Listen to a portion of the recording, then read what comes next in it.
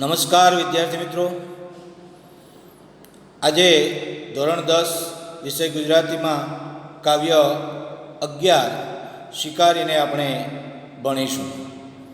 હું ભરતભાઈ નંદવાણા, પીપી સવાણી વિદ્યાભવન, હીરાબાગ શાખામાંથી.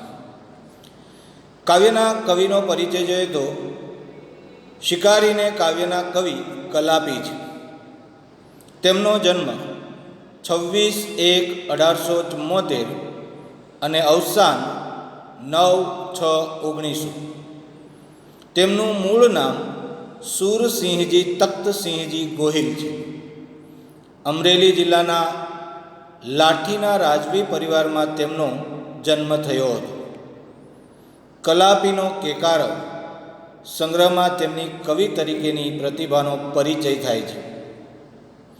પ્રકૃતિના મનોહારી દ્રશ્યો અને માનવ હૃદયના ભાવો તેમની કવિતામાં કેન્દ્ર સ્થાને છે. કાશ્મીરનો પ્રવાસ તેમનો પ્રવાસ ગ્રંથ છે. આમ કવિ કલાપી ટૂંકી જિંદગી જીવી અને એક કલાપીનો કેકારવ નામનો કાવ્ય સંગ્રહ આપ્યો છે.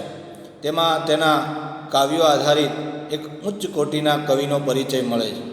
તેમજ તેમણે કરેલા કાશ્મીરના પ્રવાસનું વર્ણન પણ આપણને પ્રવાસ ગ્રંથમાં આબેહૂબ તાદૃશ્ય ચિત્ર બતાવતા હોય એવું સુંદર વર્ણન છે. આવી 26 વર્ષની ટૂંકી જિંદગી જીવનારા કલાપીએ પોતાના પ્રકૃતિ પ્રેમ, ઋજુ હૃદય અને સૌંદર્ય દ્રષ્ટિનો ખ્યાલ આપી જાય છે.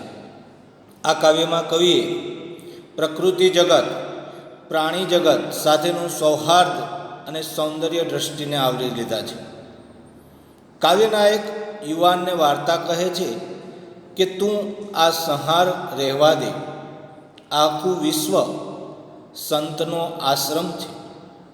એટલે કે વેદોની વસુધૈવ કુટુંબકમની ભાવના અહીં વણાયેલી છે.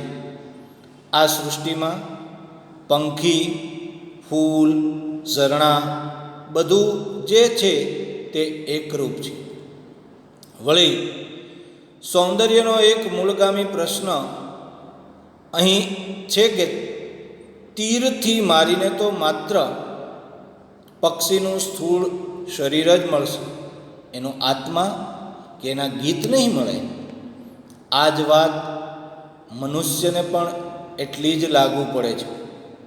એટલે કે સુંદરતા પામવા માટે પહેલાં આપણે સુંદર બનવું પડે. આ માત્ર શરીરની સુંદરતાની વાત નથી, પણ સમગ્ર વ્યક્તિત્વની સુંદરતાની વાત છે. તો કાવ્યાંતે સમગ્ર સૃષ્ટિ તરફ અનુકંપા રાખવાની વાત કવિએ કહી છે. આ કૃતિ અનુષ્ટુપ છંદમાં રચાયેલી છે. છંદ આપણે 10મા ધોરણમાં પરીક્ષામાં પણ પૂછાય છે, તો એની વિગતે ચર્ચા છંદના વ્યાકરણના એકમમાં થશે. મિત્રો, શીર્ષક જ આપણને કંઈક સંદેશ આપી જાય છે. શિકારી એટલે આપણા ધ્યાનમાં આવે કે કોઈકનો શિકાર કરતા હોય, પણ માત્ર અહીંયા એ શિકારીની વાત નથી. અહીંયા આજે પ્રકૃતિનો આડેધડ શિકાર કરનાર તમામ વ્યક્તિઓને સંબોધીને કવિએ વાત કરી છે. શિકાર કરવો એટલે માત્ર પશુ પક્ષીનો શિકાર કરવો એ શિકાર છે, પણ આ પ્રકૃતિનું સૌંદર્યને હણવું, એના વૃક્ષો, ફૂલ, છોડ એને કાપવા, આ ધરતીના તમામ કુદરતી તત્વોને આડેધડ ઉપયોગ કરવા માટે જે નાશ કરવામાં આવે છે એ તમામને કવિએ શિકારી કહીને સંબોધ્યા છે. એટલે કે હે યુવાન, તું આ સંહાર કરવાનું રહેવા દે. પ્રકૃતિની જે સુંદરતા છે એને માણવી હોય તો આપણા હૃદયમાં પણ સુંદરતા હોવી જોઈએ. એ વાત પણ કવિએ સરસ રીતે કરી છે. અને આ પૃથ્વીમાં વસુધૈવ કુટુંબકમની ભાવના જે છે કે તમામ તત્વો, તમામ વ્યક્તિઓ, પશુ, પંખી, વનસ્પતિ, આ તમામ પ્રત્યે આપણે પ્રેમ અને અનુકંપા, લાગણી રાખવી, એવું કવિ કલાપી કહી જાય છે. કલાપી એમનું ઉપનામ છે, એ તમને ખ્યાલ આવી જ ગયો હશે. અને હવે આપણે કાવ્યનું પઠન અને પછી એનો સાર પણ સમજીશું. તો કવિ કલાપી કહે છે કે રહેવા દે આ સંહાર યુવાન તું, રહેવા દે આ સંહાર યુવાન તું, ઘટેના ક્રૂરતા આવી વિશ્વ આશ્રમ સંતનું, પંખીડા ફૂલડા રૂડા લતા આ ઝરણા તરું, ઘટેના ક્રૂર દ્રષ્ટિ અહીં ત્યાં વિશ્વ સૌંદર્ય કોમળું. જો કવિએ શરૂઆતમાં જ સંબોધીને કીધું રહેવા દે. આપણે ઘણી વખત કોઈ અતિ ક્રોધમાં કે આવેશમાં આવીને કંઈક પરાક્રમ કરતો હોય અથવા તો કંઈક ખોટું કામ કરતો હોય તો આપણે એને વાળવા માટે રહેવા દે ભાર દઈને કહીએ છીએ. તો કવિએ પણ અહીંયા આ વાત ઘણા વર્ષો પહેલાં આપણને સમજાવી દીધી, શીખવી દીધી કે આ પ્રકૃતિનો સંહાર કરવાનું રહેવા દે હે યુવાન. કારણ ઘટેના ક્રૂરતા આવી વિશ્વ આશ્રમ સંતનું, આવી ક્રૂરતા આવી ઘાતકુપણું તને ના શોભે. અને આ વિશ્વ, આ જગત, આ દુનિયા એ તો એક સંતનો આશ્રમ છે. વિશ્વ આશ્રમ સંતનું, સંતના આશ્રમમાં જઈએ આપણે તો એક શાંતિનો અનુભવ થાય, ત્યાં કોઈ હિંસા જોવા મળતી નથી અને તમામને આશ્રય મળે. એમ આખું જગતને એ એક સંતના આશ્રમ તરીકે કવિએ સરખાવ્યો છે. તો ત્યાં આપણે નિખાલસ અને નિર્ભય થઈ અને આવી ઘાતકી ક્રૂરતા ન કરવી જોઈએ. એ વાતનું કવિ અહીંયા સંહાર કરવાનું રહેવા દેવાનું કહે છે. આગળ બીજી પંક્તિમાં કીધું છે પંખીડા ફૂલડા રૂડા લતા આ ઝરણા તરું, ઘટેના ક્રૂર દ્રષ્ટિ અહીં ત્યાં વિશ્વ સૌંદર્ય કુમળું. તો આ પૃથ્વી પર કોણ પંખીઓ છે, ફૂલડાઓ છે, રૂડા એટલે સુંદર, સારા, તળપદા શબ્દનો ઉપયોગ કર્યો છે. લતા એટલે વેલીઓ, ઝરણા વહેતા વેણ, પાણીઓના ખળખળ વહેતા ઝરણાઓ છે, તરુઓ ઝાડ છે. આ બધાની ઉપર ક્રૂર દ્રષ્ટિ કરવી એ ખરેખર વિશ્વને ક્રૂરતાપૂર્વક હણવા જેવું છે. કારણ વિશ્વ સૌંદર્ય કુમળું, આ વિશ્વનું, આ જગતનું સૌંદર્ય કેવું છે? કુમળું છે, નાજુક છે. કોઈ ફૂલ છે, તમે એને તોડી લો તો એ થોડીક વારમાં કમાવા માંડે. ફૂલ છોડ છે એને જમીનથી ઉખેડી નાખો તો સુકાઈ જાય. તો આ સૃષ્ટિની શોભા છે અને એને આ રીતે ઘાતકી રીતે ક્રૂર દ્રષ્ટિથી એનો વિનાશ કરવો એ વિશ્વના સૌંદર્યને, કુમળા સૌંદર્યને હણી નાખવા જેવું છે, એનો નાશ કરવા જેવું છે. તો લતા વેલીઓ, ઝરણા, ઝાડવાઓ આજે આપણે જ્યાં જુઓ ત્યાં આડેધડ વૃક્ષોનું નિકંદન નીકળે છે અને આ જંગલોનો નાશ થઈ રહ્યો છે. તો આ કુદરતી સંપત્તિ, કુદરતી સૌંદર્યનો નાશ થઈ રહ્યો છે અને એના પરિણામ આપણે બધા ભોગવી રહ્યા છે. આજે આ જુદી જુદી કુદરતી આપત્તિઓ આવે છે એ બીજું કાંઈ નથી, એ માનવે કરેલા વિનાશનું એને ફળ મળે છે. તો આ કુદરતી આફતો આવવું, એ કુદરતી સૌંદર્યનો આપણે કંઈક ને કંઈક વિનાશ કર્યો છે એનું પરિણામ ભોગવી રહ્યા છે. આગળ કવિ કહે છે કે તીરથી પામવા પક્ષી વ્યર્થ આ ક્રૂરતા મથે, તીરથી પક્ષી તો ના કિંતુ સ્થૂળ મળી શકે, પક્ષીને પામવાને તો છાનો તું સુણ ગીતને, પક્ષી તેના પ્રભુ સાથે હૈયામાં મળશે તને. જુઓ, તીરથી પામવા પક્ષી વ્યર્થ આ ક્રૂરતા મથે છે. જો પક્ષીને તું તીરથી, બાણથી મારવા માટે વ્યર્થ, ફોગટ, નકામો પ્રયત્ન કરે છે, વ્યર્થ એટલે ફોગટ, નકામો, તીર બાણથી તું પક્ષીને મારે ક્રૂર થઈએ તો એ તારો વ્યર્થ પ્રયત્ન છે. કારણ તીરથી જો પક્ષીને તું મારીશ ને તો માત્ર એનું સ્થૂલ મળી શકશે. કિંતુ એટલે પરંતુ, સ્થૂલ અહીંયા શરીરની વાત છે, તો માત્ર એનું શરીર જ મળશે, બીજું કાંઈ નહીં મળે તને. કારણ જો પક્ષી મરી જશે તો એના મધુર ગીત, એનું સૌંદર્ય અને પ્રભુ સાથેના આત્મીયતાનો ભાવ, એના ગીત તને સાંભળવા નહીં મળે. આગળની પંક્તિમાં એ જ કીધું છે કે પક્ષીને પામવાને તો છાનો તું સુણ ગીતને. જો પક્ષીને તારે પામવું હોય, એને માણવું હોય, તો ચૂપચાપ કોઈ જગ્યાએ એના ગીતને સુણ એટલે સાંભળ. એના મધુર ટહુકાઓ, એના મધુર ગીત એ આપણા કાનને, આપણા કલરવને ગુંજરિત કરી દે છે. તો ક્યાંક એક સ્થાને બેઠા બેઠા પક્ષીઓના કલરવને સાંભળ, તો એ પક્ષીઓના ગીતમાં તને શું મળશે? તો પક્ષી તેના પ્રભુ સાથે હૈયામાં મળશે તને. તો પ્રભુ સાથેનું તને એના હૈયામાં મિલન જોવા મળશે, અને પક્ષીઓના ગીતમાં પ્રભુનો અવાજ જોવા મળશે. એટલે પક્ષીને મારવાથી, વ્યર્થ પ્રયત્ન કરી ને ક્રૂર રીતે હણી નાખવાથી માત્ર એનું શરીર મળશે, એના સુંદર ગીતો તને સાંભળવા નહીં મળે. એટલે જો એના ગીત સાંભળવા હોય તો ચૂપચાપ કોઈ જગ્યાએ જઈ અને એને ગીતને સાંભળને, તેમાં તને પ્રભુનો વાસ એના હૈયામાં જોવા મળશે. આગળ કહે છે, સૌંદર્યો વેડફી દેતા નાના સુંદરતા મળે. સૌંદર્યો વેડફી દેતા ના સુંદરતા મળે. સૌંદર્યો પામતા પહેલાં સૌંદર્ય બનવું પડે. બહુ સરસ વાત કરી છે. સૌંદર્યો વેડફી દેતા. જો સૌંદર્ય, આમ તો એક વચન, સૌંદર્ય બહુવચન કર્યું, 3 વખત એકના એક શબ્દનો ઉપયોગ કર્યો, અને સુંદરતા 4થી વખત વાપર્યું. આમ પુનરાવર્તિત શબ્દો દ્વારા પણ કવિ સુંદરતાને કેટલું મહત્ત્વ આપે છે એ વાત આપણને આના દ્વારા સમજાય. એટલે કે સૌંદર્યને વેડફી નાખતા એને ક્યારેય સુંદરતા મળતી નથી. જો સૌંદર્ય આપણે વેડફી નાખશું તો આપણને ક્યારેય એની સુંદરતા પ્રાપ્ત નહીં થાય. કારણ સૌંદર્ય પામતા પહેલાં સૌંદર્ય બનવું પડે.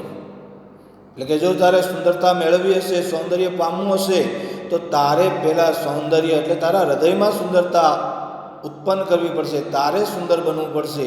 જો હૃદયમાં એવા સૌંદર્યના ભાવ તારા ઉત્પન્ન થશે તો જ તને સામે સૌંદર્ય પ્રાપ્ત થશે.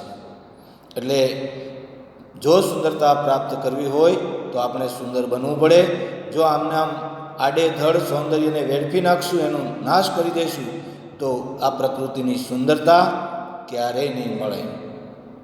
એટલે કીધું છે કે સૌંદર્ય ખેલવું એ તો પ્રભુનો ઉપયોગ છે, પૂછવું પૂજવું એનો ઉપભોગ છે. સૌંદર્ય ખેલવું તો પ્રભુનો ઉપયોગ છે. માનો કે પ્રકૃતિના સૌંદર્યનો આપણે એની સાથે ખેલ કરીએ, એની સાથે રમત કરીએ, તો એ પ્રભુનો ઉપયોગ છે. ઉપયોગ કરી લીધો. હા, જરૂરિયાત મુજબની આપણી ઉપયોગિતા હોય તે આપણે લઈએ અને એનો ઉપયોગ કરીએ, પણ બિનજરૂરી એનો ઉપયોગ ન કરવો જોઈએ. વધારાના કુદરતી સૌંદર્યનો નાશ ન કરવો જોઈએ. કારણ કવિએ કીધું છે કે એ સૌંદર્યને પોષવું, એનું પોષણ કરવું, એનું પૂજન કરવું, એ જ એનો સાચો ઉપભોગ છે. એ જ કવિ કહે છે કે આપણે ઈશ્વરે જે આપેલું છે એનો સદુપયોગ કરવો જોઈએ અને એ જ ઉપભોગ બને. આમ કવિએ બહુ સરસ વાત કરી. ને આપણી ભારતીય સંસ્કૃતિ તો એ આ ધરતી પર રહેલા તમામ તત્વોને પૂજીએ છીએ. આપણને બધાને ખબર છે, તુલસીને આપણે તુલસી માતા તરીકે સંબોધીએ છીએ અને એનું પૂજન કરીએ, એને દીવા કરીએ છીએ. તો વડ દાદા તરીકે ઓળખીએ છીએ. પીપળાની પૂજા કરવામાં આવે છે. ગમે તેની પાછળનું તાત્પર્ય હોય, પણ એક પ્રકૃતિનું જતન કરવું એ આપણી પરંપરા, આપણી ઋષિઓની આ પરંપરા કહી જાય છે. એટલે પ્રકૃતિનું આપણે પાલન કરવું જોઈએ, એનું પોષણ કરવું જોઈએ, એને પૂજવું જોઈએ, એવી વાત કવિ અહીંયા કરી છે. જો આપણે પ્રકૃતિ સાથેનો નાતો આપણા ઋષિમુનિઓએ કેવો આપ્યો છે, દરેકને આપણા કૌટુંબિક સંબંધોથી જોડી દીધા છે. તુલસીને માતા કીધી છે, વડને દાદા કીધા છે, નદીને પણ માતાની વાત કરી છે. તો સૂરજ દાદા કીધા, ચંદ્ર ચાંદા મામા કીધા. તો આ પ્રકૃતિ સાથેનો આત્મીય ભાવ અને કુદરતી સૌંદર્ય, દરેક વસ્તુમાં પોતપોતાની સુંદરતા છે. એટલે કહેવાનો આશય આપણને ગમે ત્યાં કોઈક ને કોઈક રીતે એ આપણને કોઈને કોઈ રીતે ઉપયોગી થતા હોય છે. એ જ આપણો ઉપભોગ હોય છે. બાકી એનો ઉપયોગ કરી અને એને વેડફી નાખવું, એની સાથે ખેલવા એ ખરેખર ક્રૂરતા છે. એટલે કવિ ફરીને કહે છે કે રહેવા દે આ સંહાર યુવાન તું, બધે છે આર્દ્રતા છાય, તેમાં કંઈ ભળવું ભલું. હે યુવાન, તું આ સંહાર કરવાનું રહેવા દે, વારી વારીને કહે છે. કારણ બધે જ આર્દ્રતા છાય છે. આર્દ્રતા એટલે મૃદુતા, વિનાશ, માયાળુપણું, ઉમળતા. તેમાં કંઈ ભળવું ભલું, અને એની સાથે ભળી જવું એ જ ભલું છે, એ જ સારું છે. એટલે પ્રકૃતિના તત્વ ઉપર મનુષ્ય પોતાનું જે આધિપત્ય જમાવીને બેઠો છે, એ મનુષ્યની સ્વાર્થ વૃત્તિ છે. આજે પ્રકૃતિનું આ નિકંદન કાઢી રહ્યો છે, એ ન કરવું, એની સાથે ભળી જવું અને પ્રકૃતિને માણવી, એ વાત કવિએ અહીંયા સરસ રીતે કરી છે. એટલે જ તો આજે આપણે આ ધરતી પર પશુ પક્ષી વૃક્ષો કશું સલામત નથી લાગતું. જેના પરિણામ રૂપે મેં આગળ પણ કીધું છે કે આજે અસહ્ય ગરમી પડી રહી છે, ઓઝોનના પડનું તૂટવું, તો ક્યાંક દુષ્કાળ, ક્યાંક અતિવૃષ્ટિ, ધરતીકંપ, આ બધું આજે આપણે ભોગવી રહ્યા છીએ. કારણ મનુષ્યે આ ધરતીની સુંદરતા એને હણી અને પર્યાવરણનું અસંતુલન કર્યું છે. એનો જવાબદાર મનુષ્ય જ છે. તો કવિ આ એક એક તત્વ દ્વારા કહે છે, ફૂલડા, પંખી, લતા, ઝરણા, તરુ, એ દરેક પ્રકૃતિના તત્વો એ પ્રકૃતિનું સૌંદર્ય છે. અને એનું સંરક્ષણ કરવું, એનું પોષણ કરવું અને એ આ ધરતીને સુંદર બનાવવી. આમ આવા પશુ પક્ષી કે પ્રાણીઓનો ક્યારેય સંહાર ન કરવો અને વસુધૈવ કુટુંબકમ, વિશ્વગ્રામ, વિશ્વ આશ્રમની જે ભાવના છે કે જીવો અને જીવવા દો, એ સૂત્રને સાર્થક કરે છે. તો વિદ્યાર્થી મિત્રો, આપણે પણ પ્રકૃતિના તત્વોને જતન કરીશું, સાચવીશું અને મન ફાવે એમ આડેધડ એનો દુરુપયોગ કરી વિનાશ નહીં કરીએ, એ આપણને આ કાવ્ય દ્વારા કવિ કલાપી જે કહી જાય છે એ જીવનમાં ધ્યાન રાખશું. અને શિકારીને શબ્દ જે શીર્ષક આપ્યું છે એ એટલે જ સાર્થક બની જાય છે કે આ ધરતી પરના તત્વોને કોઈ પણ હોય, પશુ પક્ષી, ફૂલ, વેલ, ઝાડ, ઝરણા, એનો વિનાશ કરે એ શિકારી જ કહેવાય છે.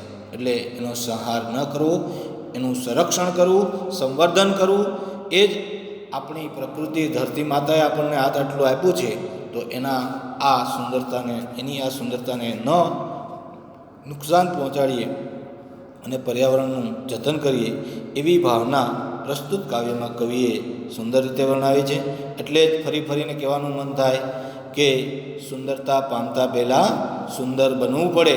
એટલે જો પ્રકૃતિનું સૌંદર્ય આપણે પામવું હોય તો આપણે પણ સુંદર બનવું પડશે. આપણા હૃદયમાં પણ પ્રકૃતિ પ્રત્યે પ્રેમ અને સુંદરતાનો ભાવ જગાડવો પડશે. નહીંતર આમને આમ જો આપણે સૌંદર્યને વેડપતા રહીશું તો એનું પરિણામ તો આપણે ચોક્કસ જ ભોગવવું પડશે.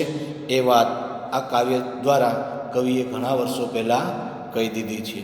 તો વિદ્યાર્થી મિત્રો, કવિએ અહીંયા જે વાત કરી, કવિ કલાપીએ, એ પ્રકૃતિનું, પર્યાવરણનું રક્ષણ કરવાની સરસ વાત કરી છે. તો હવે એના વ્યાકરણ તરફ જઈએ. તો પહેલાં સમાનાર્થી શબ્દો જોઈએ. તમારા પાઠ્યપુસ્તકની અંદર પણ આ બધું આપેલું જ છે.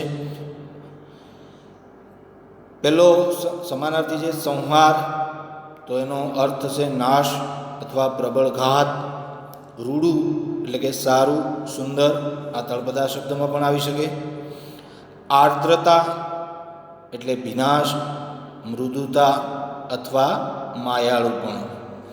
લતા એટલે વેલ અથવા વેલી. ઘટવું એટલે શોભવું, મતલબ ઘટ શબ્દ જે વાપર્યો ને, ઘટે, એ ઘટવું, શોભવું. તને એ પણ તળપદો શબ્દ, તને. સૂણવું, સાંભળવું. ત્યારબાદ વિરુદ્ધાર્થી શબ્દો. સંહાર એનો વિરોધી બને સર્જન. સ્થૂળ એનું વિરોધી સૂક્ષ્મ. કોમળ એનું વિરોધી કઠોર. આર્દ્ર એનું વિરોધી શુષ્ક. ત્યારબાદ ઓબ્જેક્ટિવ પ્રશ્નો આપેલા છે. નીચે આપેલા વિકલ્પોમાંથી સાચો વિકલ્પ પસંદ કરી અને જણાવો. એમાં પ્રશ્ન નંબર 1, પંખીને પામવા કવિ શું કરવાનું કહે છે? ઓપ્શન એ, પંખીનો શિકાર કરવાનું, બી, તીર ચલાવવાનું, સી, માળો બનાવવાનું અને ડી, પંખીના ગીતને સાંભળવાનું. તો ચોક્કસ તમને આ જવાબ આવડતો હશે, કારણ કે કાવ્ય ભણ્યા, વાંચ્યું, સાંભળ્યું, એટલે તેનો જવાબ પણ તમે ચોક્કસ આપજો. 2 પ્રશ્ન, કવિ નીચેનામાંથી કયો સંદેશો આપે છે? કવિ નીચેનામાંથી કયો સંદેશો આપે છે? તો એ, સંહાર કરવાનું રહેવા દે, બી, તું ક્રૂર બન, સી, તારે સુંદર બનવાની જરૂર નથી અને ડી, પ્રકૃતિનો તું નાશ કર. તો આપણે કાવ્ય ભણ્યા એટલે ચોક્કસ આનો જવાબ પણ સરળતાથી તમને આવડશે અને સાચો જવાબ તમે લખજો. ત્યારબાદ નીચેના પ્રશ્નોનો એક વાક્યમાં ઉત્તર આપો. એમાં પ્રશ્ન નંબર 1, કવિની દ્રષ્ટિએ પક્ષી ક્યાં મળશે? તો ક્યાં મળે આપણને બધાને ખબર છે.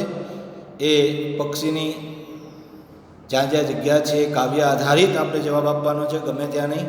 તો કાવ્યને અનુસંધાને આ જવાબ લખવો. જવાબ નોટબુકમાં તમારે લખવાના છે. અહીંયા જે કાંઈ સ્વાધ્યાય આપવામાં આવે છે એ તમારી નોટની અંદર તમે લખતા રહેજો. પ્રશ્ન નંબર 2, શું કરવાથી પક્ષીનું માત્ર સ્થૂળ શરીર જ મળશે? આ પણ જવાબ સરળ છે, આવડી જશે. પ્રશ્ન નંબર 3, નીચેના પ્રશ્નોના 2-3 વાક્યોમાં ઉત્તર આપો. એમાં પહેલો, સૃષ્ટિનું સૌંદર્ય કવિને ક્યાં ક્યાં જોવા મળે છે? તો કવિએ જ્યાં જ્યાં આ કાવ્યમાં સુંદરતાની વાત કરી તમામ સ્થળો તમે વર્ણવી શકો. વસ્તુ જે ક્યાંય છે તે દર્શાવવાનું અને જવાબ લખવાનો. પ્રશ્ન નંબર 2, પક્ષીને પામવા કવિ શું કરવાનું કહે છે? આ વાત પણ તમને સમજાઈ ગઈ હશે કે પક્ષીને પામવા આપણે શું કરવાનું અને શું નહીં કરવાનું, એ પ્રશ્ન જવાબ છે. પ્રશ્ન નંબર 4, નીચેના પ્રશ્નનો 7-8 લીટીમાં જવાબ આપો. એમાં પ્રશ્ન 1, કવિ શિકારીને કઈ શિખામણ આપે છે? કવિ શિકારીને કઈ શિખામણ આપે છે? તો આખા કાવ્યના અર્થ આધારિત, કાવ્ય સમજૂતી આધારિત જે યુવાનને કવિએ શિખામણ આપી છે, આ સૃષ્ટિની સુંદરતાને વિનાશ નહીં કરવાનો, એનું રક્ષણ કરવાની, એ વાત તમે વિગતવાર મુદ્દાસર જવાબમાં લખજો. અને આના આધારિત એક બીજો પ્રશ્ન એવો પણ પૂછાઈ શકે કે શિકારીને કાવ્યનો મધ્યવર્તી વિચાર સમજાવો. તો એ પણ તમે મુદ્દાસર જવાબમાં તૈયાર કરજો, જેથી પરીક્ષામાં આ રીતે પૂછવામાં આવે તો તમને ચોક્કસ આવડે. 5, નીચેની કાવ્ય પંક્તિ સમજાવો. સૌંદર્યો વેડફી દેતા ના સુંદરતા મળે, સૌંદર્યો પામતા પહેલાં સૌંદર્ય બનવું પડે. મિત્રો, આ પંક્તિ સરસ મજાની કવિ કલાપીએ વર્ણવી છે. એમાં વર્ણાનુપ્રાસ, અલંકાર ઉપરાંત એકને એક શબ્દના જે વાત કરી અને કવિએ જે ભાવ દર્શાવ્યો છે, એ સુંદરતાની વાત પણ તમે વિસ્તારપૂર્વક સમજાવી શકો. વિચાર વિસ્તારમાં પૂછાય એવી આ પંક્તિ છે અને આપણે આ પ્રકૃતિની સુંદરતાને માણવી અને એ સૌંદર્યને પામવા આપણા હૃદયમાં પણ એવી કોમળ રુજુતા આ સૃષ્ટિ પ્રત્યે દાખવવી, અનુકંપા દાખવવી અને સુંદરતા ઉત્પન્ન કરવી, એવી સરસ મજાની વાત આ પંક્તિમાં કરી અને જીવન ઉપયોગી છે. દરેક જગ્યાએ આપણને કોઈને કોઈ આ ઉપદેશ આપી જાય એવી સરસ મજાની વાત છે. તો આ પણ વિસ્તારપૂર્વક લખજો. ત્યારબાદ આ ભાષા અભિવ્યક્તિ છે તેમાં ઘણી વખત તમે વાંચી અને મુહાવરો કરજો, વાંચજો, પઠન કરજો, જેથી કરીને તમને ખ્યાલ આવે કે આવું આવું કાવ્યની અંદર કવિએ વર્ણવેલું છે અને જેથી કરીને ક્યારેક આવા પ્રશ્નો પૂછાય તો પણ તમને ઉપયોગી થાય અને કવિની જે અભિવ્યક્તિ છે એ આ હૃદયને ભાવ રજૂ એ ભાષા અભિવ્યક્તિમાં પણ દર્શાવવામાં આવ્યા છે. તો વિદ્યાર્થી મિત્રો, હું આશા રાખું કે ચોક્કસ આ કાવ્ય તમને સમજાયું હશે. વધારે ને વધારે સારી રીતે મહેનત કરજો, વ્યવસ્થિત એના પ્રશ્ન જવાબ, કાવ્યનો ભાવાર્થ તૈયાર કરજો, જેથી કરીને તમને પરીક્ષામાં કોઈ પણ પ્રશ્ન પૂછાય તો સરળતાથી આવડી જાય. એનું વ્યાકરણ પણ જે આવે તે, છંદ વગેરે બાબતોને સારી રીતે શીખજો. હું આશા રાખું કે તમે સારી રીતે તૈયાર કરી અને પરીક્ષામાં અને નોટમાં સારી રીતે જવાબ લખશો. ચોક્કસ. તો આપણે અહીંયા કાવ્ય પૂર્ણ કરીએ છીએ. અસ્તુ. આભાર.